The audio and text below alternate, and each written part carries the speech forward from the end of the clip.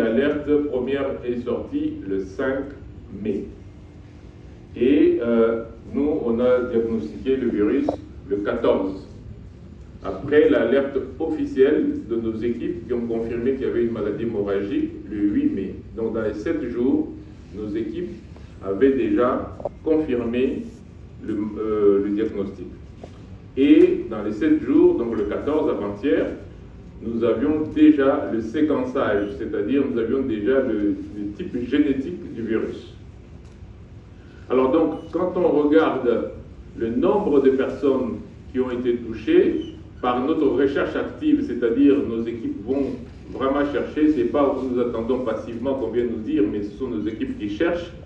Nous sommes aujourd'hui à peu près 246 cas suspects.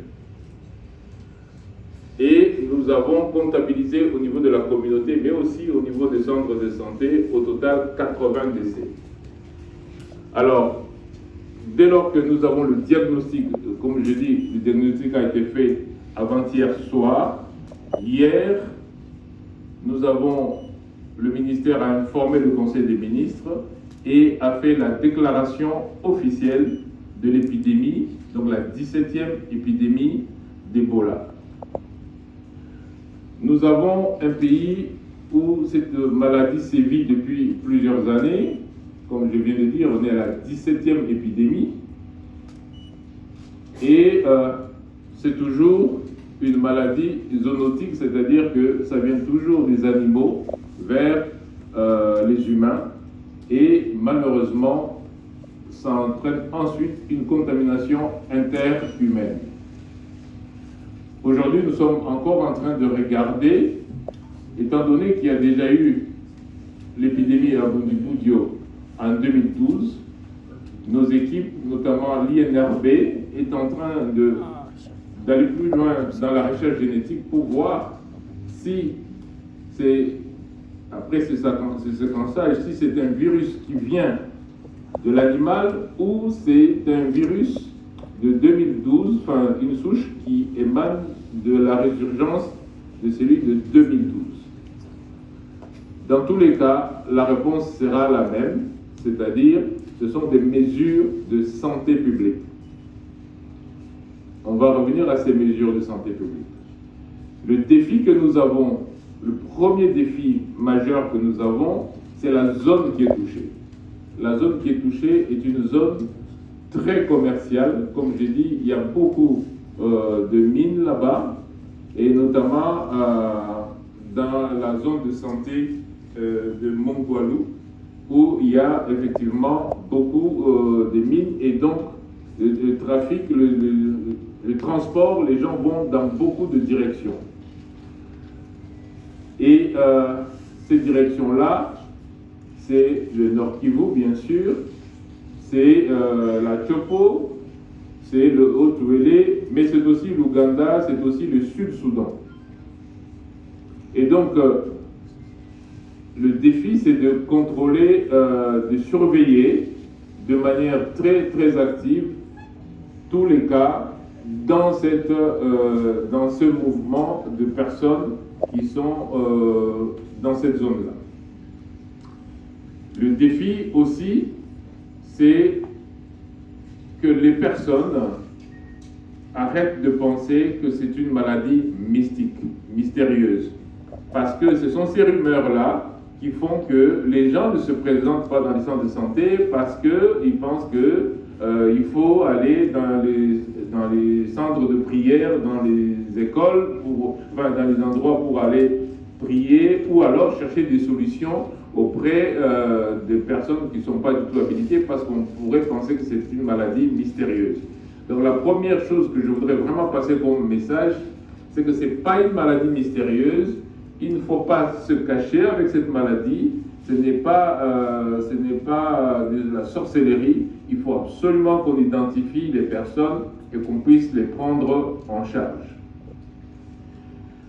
Nous avons d'autres défis. C'est le défi des contacts. Nous devons retrouver toutes les personnes qui ont été en contact avec les malades.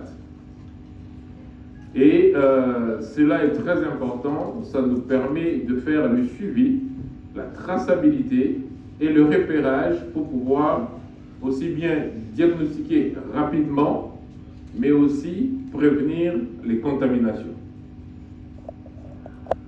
Bien entendu, nous avons aussi des défis matériels importants parce que, contrairement à la souche Zaïre que nous connaissons très bien, la souche Bundibugyo n'a pas de vaccin et n'a pas de traitement spécifique. Et donc, ce sont tous ces défis qui nous permettent d'organiser notre réponse qui est opérée par le Centre d'opération d'urgence de santé publique de l'INSP.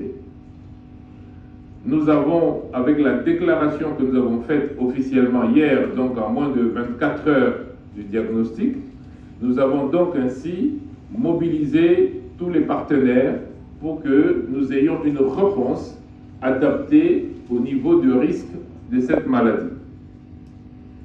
Nous avons déjà l'OMS qui est sur place à Bunia, et nous avons déjà nos équipes à nous qui, d'ailleurs, comme par miracle, nos équipes étaient en centre de simulation à Kisangani, donc nous les avons dépêchés rapidement sur place. Et donc, pour la réponse, nous sommes prêts. Vous savez que la RDC, après 17 épidémies, mais surtout après la découverte de Ebola chez nous, par le professeur Mouyembe, la RDC a les capacités, les connaissances, a aussi les moyens pour pouvoir répondre à cette épidémie. Mais pour cela, toutes les mesures de santé publique que nous annonçons doivent être suivies. Au niveau des symptômes de cette maladie, la souche Bundibugyo est un tout petit peu différente de la souche Zaïre, en ce qu'elle peut commencer juste avec de la fièvre et de la fatigue, et les signes hémorragiques peuvent survenir un peu plus tardivement. Ce qui fait que la maladie peut être prise au départ comme une simple grippe ou comme la malaria. Et on voit les signes hémorragiques de manière plus ou moins tardive. Comme j'ai dit, c'est une maladie qui a sévi plusieurs fois en Ouganda, et c'est une maladie qui se présente avec cette forme que je viens de dire. Donc on a de la fièvre, on a de vomissements, on a la fatigue bien sûr, et peut-être progressivement peuvent apparaître des hémorragies. Donc ça reste une fièvre hémorragique dont la symptomatologie est un tout petit peu différente de celle de la souche Zaïre, où la symptomatologie est vraiment hémorragique de manière impressionnante. Mais cela entraîne aussi le risque de garder longtemps la maladie avant d'aller consulter, et donc risque d'augmenter la propagation. Nous avons sur place déjà déployé des équipements, d'autres arrivent demain. Nous avons 2 avions qui, si tout va très bien, partent demain, et nous mettons en place toute la riposte, et notamment et surtout la communication de risque.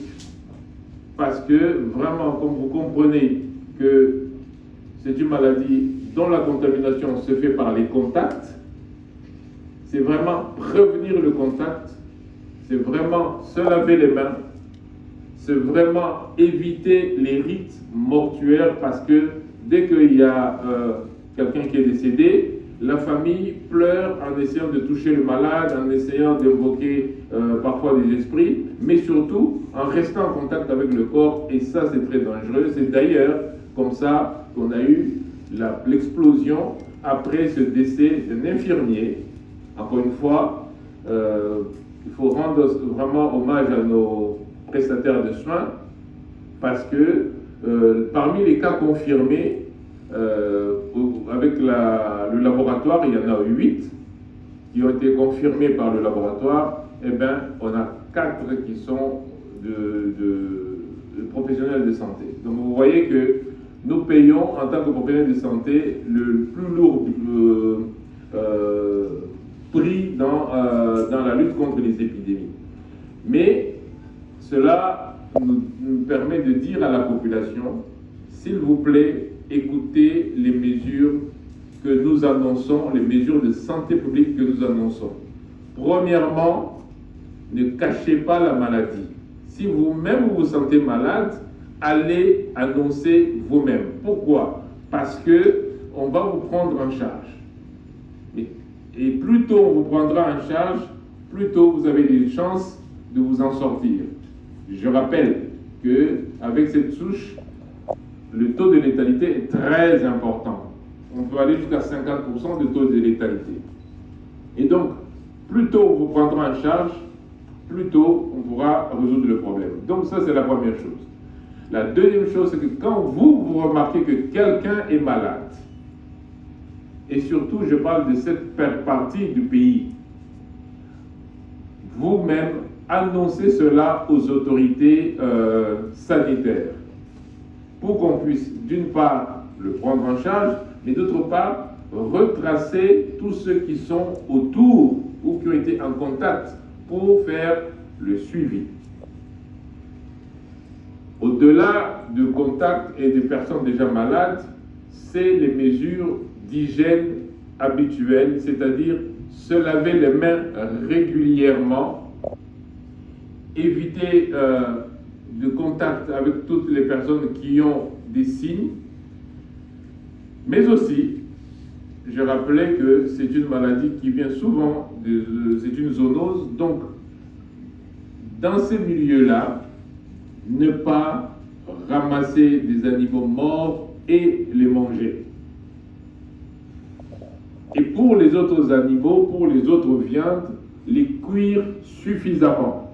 Comme vous savez, la chaleur finit par détruire le virus. Donc, c'est très important de ne pas, d'une part, ramasser des animaux morts, et d'autre part, de ne pas d'éviter des viandes qui ne sont pas assez cuites. Nous avons, avec l'INSP, une coordination qui va permettre à ce que tous les partenaires se mettent ensemble avec l'Institut national de santé publique pour pouvoir déployer une riposte globale sous une seule coordination. C'est très important, ça nous permet d'optimiser nos ressources, mais ça nous permet aussi d'avoir l'efficacité dans le suivi et la traçabilité aussi bien des contacts que des malades. Donc je résume en disant que nous sommes donc dans la 17e épidémie d'Ebola, avec une souche qui n'est pas celle qu'on avait l'année passée, mais c'est une souche qui a déjà eu en 2012. C'est une souche qui est survenue dans la zone de